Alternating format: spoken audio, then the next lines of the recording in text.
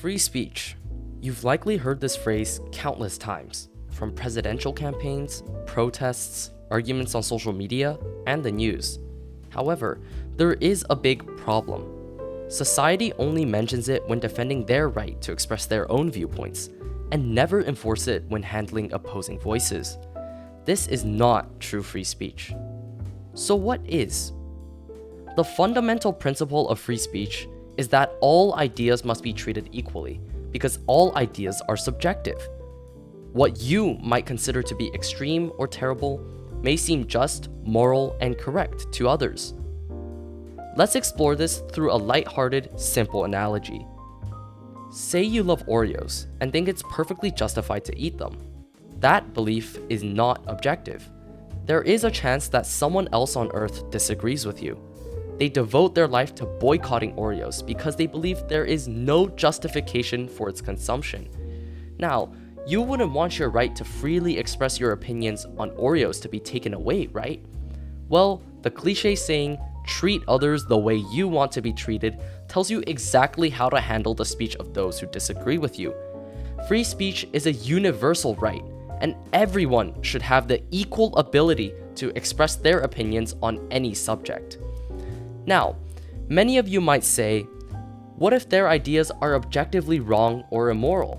What if I think their ideas are harmful to society? Well, the way we should subdue these viewpoints isn't through censorship. Instead, we need to prove others wrong or show that their values are immoral. To understand this argument, we can take a look at John Stuart Mill's marketplace of ideas. Just like how there is a competitive market for any consumer good, Mill states that there's also a market for ideas. In this market, different perspectives and opinions compete against each other to attract the greatest following. Typically, if an idea is objectively wrong or immoral, it wouldn't fare well in this marketplace, as more acceptable and reasonable doctrines are favored. Just like how the goods of higher quality, lower price, and usability outperform poorly designed products from competitors. Now, you might say that ideas such as Nazism, misogyny, the flat earth theory, and white supremacy don't hold any merit in society.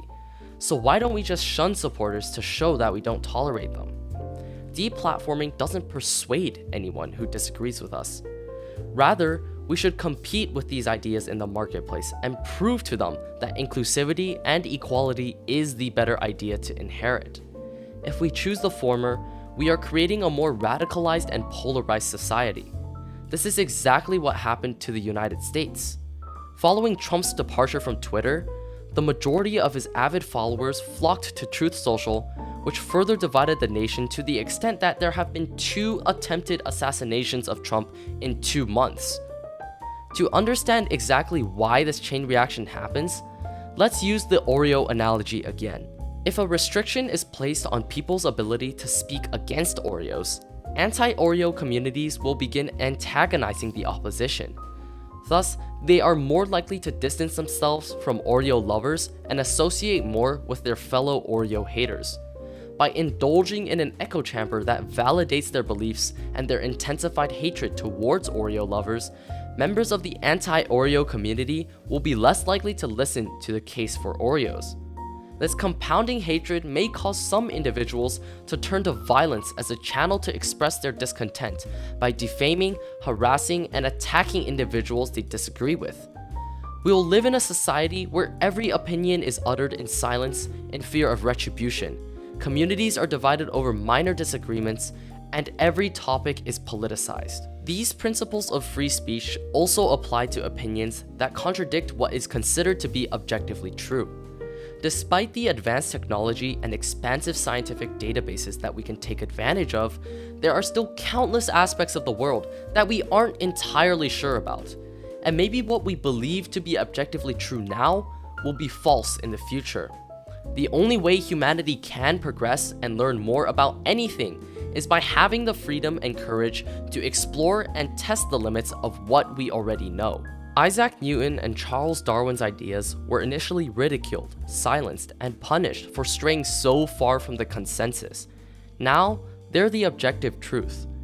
Even in the 21st century, Li Wenliang, a Chinese doctor who raised the alarm that a mysterious illness found in patients in Wuhan was a new SARS virus, was silenced by the Chinese government and instructed to stop spreading rumors. A few months later, the virus came to be known as COVID-19. The most revolutionary scientists didn't sit back and accept every precedent as the objective truth. Rather, they questioned all the knowledge humankind possessed. Similarly, scholars, students, and writers shouldn't self-censor because they're afraid that expressing their true thoughts will derail their careers. Instead, they should have the confidence and the support to challenge popular arguments and share their outlook on the most pressing issues of our time. The burden of society, therefore, is to foster an environment where even the most outrageous theories are thoughtfully considered and deliberated, so more inspiring scientists dare to dedicate their lives to the endless pursuit of truth through constant inquiry and deliberation. But there's still one big elephant in the room: hate speech. On the surface, it doesn't help us in our pursuit of truth or create a happier society. Instead, it simply serves to insult and degrade others. However, it is precisely its unsettling nature that makes it so important. Just like how athletes endure a certain level of pain or discomfort to gain muscle or improve stamina, we should be able to withstand a similar degree of mental discomfort to grow our intellectual muscles. When debating about divisive topics, discussions inevitably become heated as adrenaline and frustration intensify. This increases the likelihood of insults or even defamatory statements being thrown, even if the speaker doesn't genuinely mean it. In these moments, we must know how to remain unaffected by these personal attacks and remain as calm and respectful as possible. Yes, in a perfect world, everyone remains respectful and our emotions don't intrude on our actions. However, emotions are incredibly potent and shape many of our beliefs and actions, so we should learn how to deal with them rather than try and hide from human nature.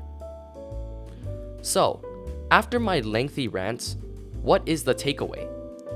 Free speech is not conditioned by your personal views.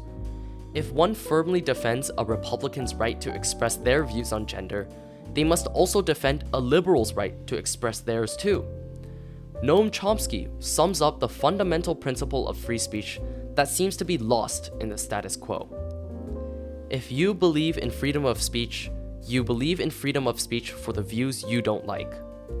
Otherwise, the idea of free speech encompasses even the most oppressive authoritarian regimes.